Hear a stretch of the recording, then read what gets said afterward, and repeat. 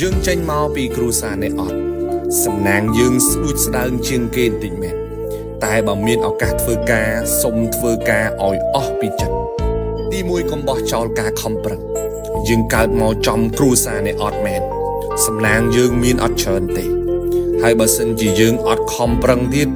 អានឹងគឺជាសួយធំមែនតើនៅក្នុងជីវិតរបស់យើ